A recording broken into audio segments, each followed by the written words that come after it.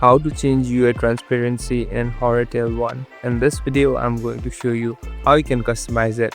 First of all, open the application. Now here on the third option, there's settings. Tap on settings. Now we're in the settings interface.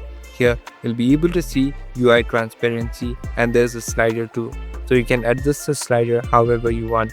So adjust it to a point where you like it. And simply transparency is the own character's transparency. So if you are a pro player, you can decrease it to the minimum, but if you are a noob, you can maximize it for a better gameplay. Now if you go back, it's all set and you're ready to play the game. Thank you for watching this video. I hope this video will help you.